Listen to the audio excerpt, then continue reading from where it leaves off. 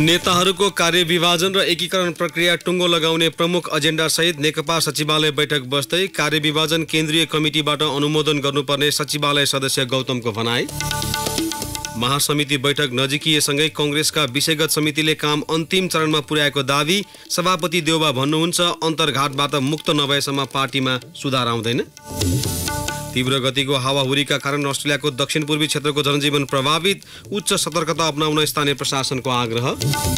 र शहीद स्मारक ए डिभिजन लिगमा एनआरटी विरुद्ध च्यासल युथ क्लबको फराकिलो जित। दोस्रो खेलमा चिर प्रतिद्वन्दी 3 स्टार विरुद्ध मनाङलाई अग्रता। नमस्कार, कान्तिपुर डायरीका साथमा शर्मिला र म पवन। सुरु गरौँ अहिलेसम्मका प्रमुख प्रसङ्गबाट। पार्टीको तल्लो तहको एकीकरण र नेताहरूको कार्यविभाजनका विषयमा छलफल गर्न सत्तारूढ नेपाल कम्युनिस्ट पार्टी नेकपाले आज सचिवालय बैठक बोलाएको छ। राजधानीको बालुवाटार स्थित प्रधानमन्त्री निवासमा अहिले केही बेरमा बस्ने बैठकले गाउँ तहसम्मको एकीकरण र कार्यविभाजन सम्बन्धमा तयार प्रस्तावमाथि छलफल गर्नेछ। तल्लो तहको एकीकरण र नेताहरूको कार्यविभाजन सम्बन्धी प्रारम्भिक प्रस्ताव तयार गर्न नेकपाले महासचिव विष्णु पौडेल र सचिवालय सदस्य रामबहादुर थापालाई जिम्मेवारी दिएको थियो। सो कार्यदलले तल्लो तहबाट आएका प्रस्तावलाई आधार मानेर नेताहरूको जिम्मेवारी निर्धारण गर्नुका साथै एकीकरणका लागि खाका तयार पारेको छ। सचिवालयमा बुझाइएको सोही प्रतिवेदनमाथि आजबाट छलफल सुरु हुने सचिवालय सदस्य वामदेव गौतमले जानकारी दिनुभयो। शक्तिशाली सचिवालयबाटै सो प्रतिवेदन पारित गर्ने वा त्यसलाई केन्द्रीय कमिटीबाट अनुमोदन गराउने भन्नेमा भने सदस्यहरू बीच विमति देखिएको छ। अध्यक्ष केपी शर्मा ओली पक्ष आवश्यक परे सामान्य हेरफेर गर्दै सचिवालय बैठकबाटै जिम्मेवारी बाँडफाँड गर्ने योजनामा छ। यद्यपि वरिष्ठ नेता माधव कुमार नेपाल, झलनाथ खनाल र नेता गौतम भने तानाशाही प्रवृत्ति देखिने भन्दै विधान अनुसार अनुमोदनका लागि केन्द्रीय कमिटीमा लैजानुपर्ने पक्षमा देखिनु भएको छ। रेडियो कान्तिपुरसँग कुरा गर्दै नेता नेपालले भन्नुभयो काटछाट गर्नुपर्ने विषय भए काट्नुपर्छ, तर केन्द्रीय कमिटीबाटै पारित गराउनुपर्छ, जसले गर्दा केन्द्रीय सदस्यको समेत अस्तित्व झल्कन्छ। पछिल्लो समय बैठक नै नबसेको भन्दै नेकपाभित्र तीव्र विरोध हुन थालेपछि गत आइतबार अध्यक्षद्वय केपी शर्मा ओली र पुष्पकमल दाहालले सचिवालय बैठक बोलाउने निष्कर्ष निकालेका थिए। गत जेठ 3 गते तत्कालीन एमाले र माओवादी केन्द्रबीच पार्टी एकता भएको 6 महिना बितिसक्दा पनि तल्लो तहका कमिटी, जनवर्गीय, भ्रातृ र शुभेच्छुक संगठन एकता हुन सकेको छैन। महासमिति बैठक नजिकिएसँगै कांग्रेसका विषयगत समितिले काम अन्तिम चरणमा पुर्याएको दावी गरेका छन्। विधान मस्यौदा समिति, राजनीतिक प्रतिवेदन मस्यौदा समिति र आर्थिक मस्यौदा समितिले आफ्नो जिम्मेवारी पूरा गर्न लागेको जनाएका हुन्। महामन्त्री पूर्णबहादुर खड्का नेतृत्वमा रहेको विधान मस्यौदा समितिले अबको केही दिनभित्रै प्रतिवेदन केन्द्रीय कार्य समितिमा पेश गर्ने जनाएको छ। सक्रिय सदस्यता र सभापतिलाई अधिकार सम्पन्न बनाउने विषयमा समिति सदस्यबीच मत बाजिएपछि समितिले निर्णय गर्न ढिलाइ गरेको थियो। सदस्यता वितरण, केन्द्रीय समितिको पदाधिकारीको आकार र चयन प्रक्रिया, मनोनयनको प्रक्रिया, संसदीय समिति चयन, अनुशासन समितिको चयनको विषय, संक्रमणकालीन व्यवस्था र बाधा अड्काउ फुकाउको विषय टुङ्ग्याउन बाँकी रहेको समिति सदस्य प्रदीप पौडेलले जानकारी दिनुभयो। आगामी आइतबार केन्द्रीय समिति बैठक बोलाइएकाले मस्यौदामा सहमति नजुटे फरक मतसहितको प्रतिवेदन प्रस्तुत गर्ने तयारी भएको उहाँले बताउनुभयो।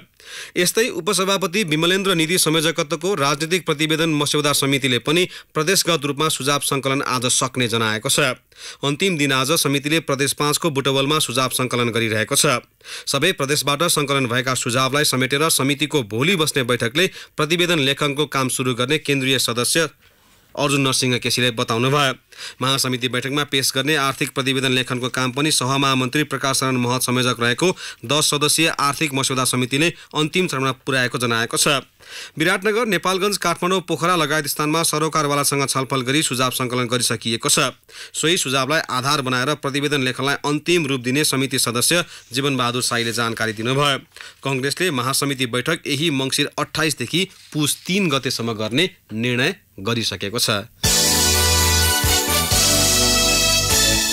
नेपाली कांग्रेसका सभापति शेरबहादुर देउवाले अन्तर्घातबाट मुक्त नभएसम्म पार्टीमा सुधार नआउने बताउनु भएको छ। आन्तरिक द्वन्द्वका कारण गएको संसदीय निर्वाचनमा कांग्रेसले ठूलो पराजय भोगेको भन्दै उहाँले एकजुट भएर अघि नबढेसम्म पार्टीमा सुधार नआउने बताउनुभयो।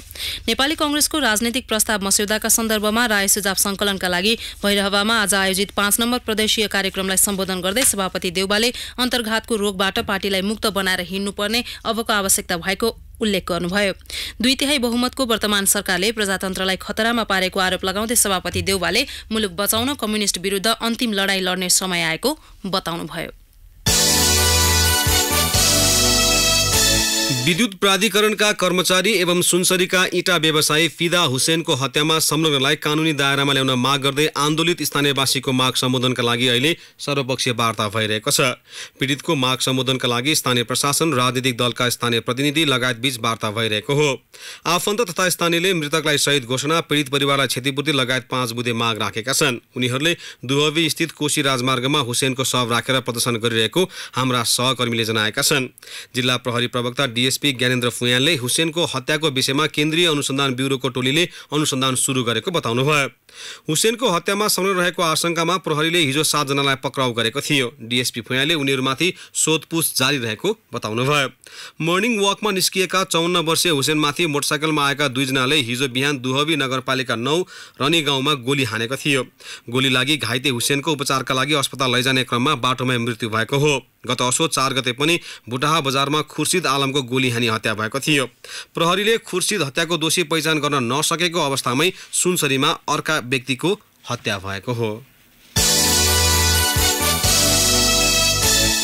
नेपाल प्रहरीको 77 वटै जिल्ला तथा इलाका कार्यालयमा महिला तथा बालबालिका सेवा केन्द्र छन्।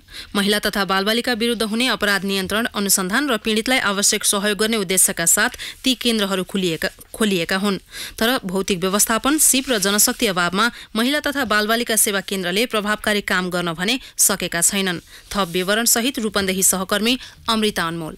हिंसामा परेका महिला तथा बालबालिकालाई सहजीकरण गर्न र घटना अनुसन्धान गर्न छिटो र सरल होस् भनेर प्रहरी कार्यालयमा महिला तथा बालबालिका सेवा केन्द्र खोलिएको छ। रूपन्देहीका 16 वटा प्रहरी कार्यालय मध्ये 8 वटामा महिला तथा बालबालिका सेवा केन्द्र खोलिएको 10 वर्ष भयो। मुद्दासम्म चलाउन सक्ने यी सेवा केन्द्र भौतिक व्यवस्थापन, सिप र जनशक्ति अभावले निष्प्रभावी जस्तै छन्। महिला तथा बालबालिका विरुद्ध हुने अपराधको नियन्त्रण, अनुसन्धान र पीडितलाई सहयोग पुर्याउने काममा सेवा केन्द्रको भूमिका प्रभावकारी हुन सकेको छैन। रूपन्देहीकी मनु खड्का। पीडित न्यायको लागि प्रहरीमा गएपछि त हाम्रो सुनाइ हुन्छ भनेर जाँदाखेरि त्यहाँ त एक त अधिकार प्राप्त प्रहरी महिलाहरूबाट पनि उहाँहरू निर्णय हुँदैन कि जस्तो ठुलो पोस्टको विसँग गएर कुरा गर्नुपर्ने हुन्छ र एक दिनमा हुँदैन, झन्झटिलो प्रक्रिया हुन्छ, बस्ने ठाउँको अभाव छ। 8वटै सेवा केन्द्रमा कामको जिम्मेवारी तोकिए पनि भौतिक पूर्वाधार जुटाउने र सिप तथा प्रविधियुक्त बनाउने काम भएको छैन।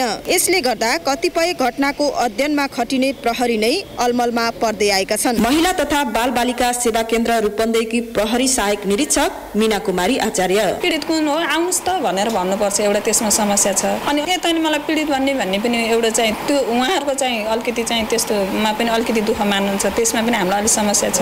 अब इन्भेस्टिगेसन गर्दाखेरि भाषाले गर्दा अलिकति हामीहरूलाई चाहिँ समस्या चाहिँ भाषामा भएको छ।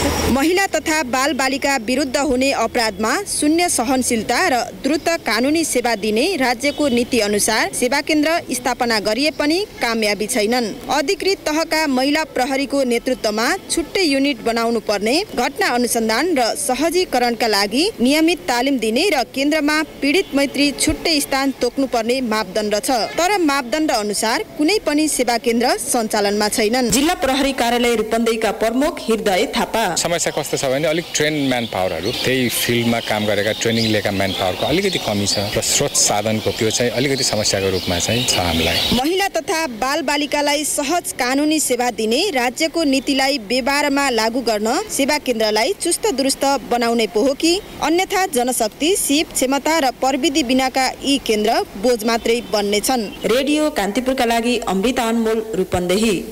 रिपोर्टपछि कान्तिपुर डायरीमा अब ब्रेकको पालो।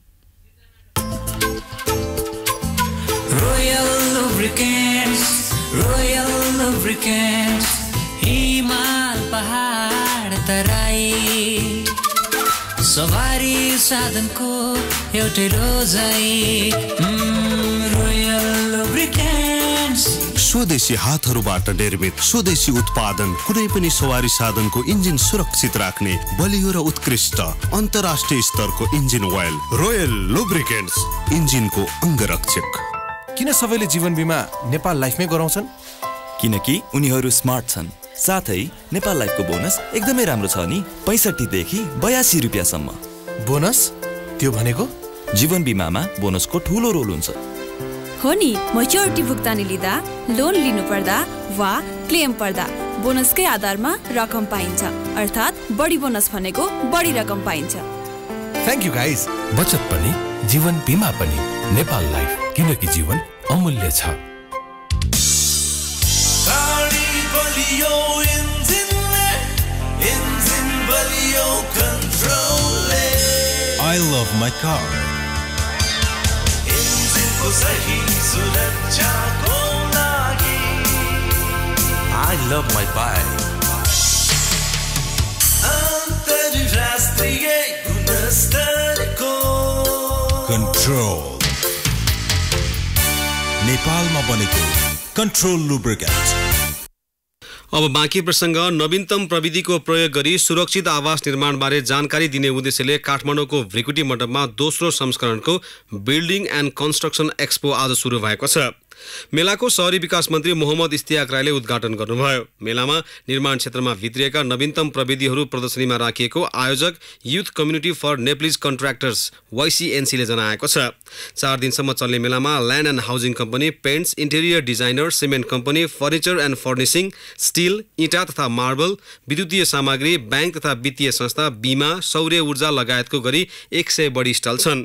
भवन निर्माण सम्बन्धी सबै सरोकारवाला पक्षलाई एकै ठाउँ ल्याएर सुरक्षित र दिगो आवास निर्माणबारे सूचना दिने उद्देश्यले मेला आयोजना गरिएको YCNCका अध्यक्ष आनन्द सुवेदीले बताउनुभयो। लमजुङको मर्स्याङ्दी गाउँपालिकामा निर्माणाधीन 30 मेगावाट क्षमताको न्यादी जलविद्युत आयोजनाको हेड रेस टनेलको ब्रेक थ्रु भएको छ। आयोजनाको 3840 मिटर हेड रेस टनेल खन्ने कार्य पूरा भएको प्रवर्धक न्यादी हाइड्रो पावर कम्पनीले जनाएको छ। यसका साथै 68 metre penstock tunnel, 300 metre adit tunnel, 155 metre तथा 300 मिटरको डाइभर्सन टनेल खन्ने काम सकिएको प्रोजेक्ट म्यानेजर उत्तम अमात्यले बताउनुभयो। यस्तै इन्टेक निर्माण कार्य 20% सकिएको उहाँले बताउनुभयो। 2073 साल चैत्रबाट निर्माण कार्य सुरु भएको आयोजनाको सुरुङ खन्ने काम 95% र विद्युत गृहको काम 30% सकिएको अमात्यको भनाइ छ। उहाँले अबको 1.5 वर्षमा आयोजनाको निर्माण कार्य सकिने बताउनुभयो। आयोजनाको चिनिया company Zhejiang hydro power construction and international कम्पनीले गरिरहेको छ। अब मुलुक बाहिरको प्रसङ्ग। तीव्र गतिको हावाहुरीका कारण अस्ट्रेलियाको दक्षिण पूर्वी क्षेत्रको जनजीवन प्रभावित बनेको छ। हावाहुरीमा धुलोको कण समेत रहेकाले स्वास्थ्यमा असर पुग्न सक्ने भन्दै स्थानीय प्रशासनले सतर्कता अपनाउन आग्रह गरेको छ। सुक्खा धुलोसहित सिडनी र न्यू साउथ वेल्स लगायत क्षेत्रमा फैलिएको तीव्र हावाहुरीका कारण आकाश धुमिलिएको र टाढा देख्न समस्या भएको स्थानीय प्रशासनले जनाएको छ। सिडनीमा हिजोदेखि नै धुलोसहितको हावाहुरी चलेको थियो। आज हावाको वेग थप तीव्र भएपछि समस्या आएको स्थानीय अधिकारीहरूको भनाइ छ। धुलोका कारण सयौं मानिसहरूमा श्वास प्रश्वासको समस्या देखिएको छ। यस्तै हवाई उडानहरू प्रभावित बनेको बीबीसीले जनाएको छ। थप समस्या हुन सक्ने भन्दै स्वास्थ्य अधिकारीले विशेष गरी बालबालिका र वृद्ध वृद्धालाई घर बाहिर ननिस्कन आग्रह गरेका छन्। गत अगस्त महिनादेखि खडेरीका कारण न्यू साउथ वेल्समा यस्तो समस्या देखिएको हुन सक्ने त्यहाँको मौसम विभागले जनाएको छ। सिडनीमा यो हावाहुरी सन् 2009 यताकै भयानक मानिएको छ। अब खेल प्रसङ्ग। सिग्नेचर मनाङ मर्स्याङ्दी क्लबले पल्सर शहीद स्मारक ए डिभिजन लिगको जारी खेलको पहिलो हाफमा 2-0 को अग्रता बनाएको छ। साधोबाटो स्थित एन्फा कम्प्लेक्समा जारी खेलमा ललितपुरे क्लब 3 स्टार विरुद्ध मैदान उत्रिएको मनाङले पहिलो हाफको 10औं मिनेटमा अञ्जन विष्टको गोल मार्फत अग्रता लिएको हो। तालिकाको पहिलो र दोस्रो स्थानमा रहेका दुई टोलीले यसअघिका दुवै खेलमा जित हासिल गरेका थिए। 3 स्टारले फ्रेन्ड्स क्लबलाई 2-1 र ब्रिगेड बोइजलाई 5-1 गोल अन्तरले हराएको थियो। मनाङले भने ब्रिगेड बोइज क्लबलाई 3-1 र एनआरटीलाई 2-0 ले पराजित गरेको थियो। यसअघि आजै भएको पहिलो खेलमा सङ्कटा क्लबले न्युरो टिम एनआरटीलाई 5-1 गोल अन्तरले हरायो। तेस्रो चरणमा पहिलो जित दर्ता गर्दै च्यासलले 4 अङ्क बटुलेको छ। खेलको पहिलो हाफमा 2-0 ले अग्रता बनाएको च्यासलले दोस्रो हाफमा 3 गोल थप्यो। च्यासलका लागि अमीर श्रेष्ठ र विमल घरती मगरले 2-2 तथा सन्तोष साहु खलाले 1 गोल गरे। दोस्रो हाफको इन्जुरी समयमा एनआरटीका विदेशी खेलाडी मसुद अकबालाले सान्त्वना गोल फर्काए। नेपाल एएफसी कप 2019 को समूह ई मा परेको छ। एसियाली फुटबल महासंघ एएफसीले आज सार्वजनिक गरेको तालिका अनुसार नेपाल समूह ई मा परेको हो। एएफसी कपमा जारी ए डिभिजन लिगको विजेता सहभागी हुनेछ। नेपाल रहेको समूहमा भारतको मिनरेवा पन्जाब, बंगलादेश र साउथ प्लेअफको विजेता रहनेछन्। लगातार 3 पटक उपाधि उचालेको गत वर्षको विजेता इराक एयरफोर्स क्लब भने यो संस्करणमा सहभागी नहुने भएको छ। इराकले सन् 2019 को एएफसी च्याम्पियन्स लिग खेल्दैछ। एएफसी कपमा सहभागी हुने 36 देशलाई 9 समूहमा विभाजन गरिएको हो। अवश्य साथीहरूलाई कान्तिपुर डायरी समाप्त हुन्छ। अपराह्न 4 बजे हेल्थ एन्ड एजुकेसन डायरीका साथ आउने नै छौँ। तबसम्मका लागि शर्मिला र पवनलाई आज्ञा दिनुहोस्। नमस्कार।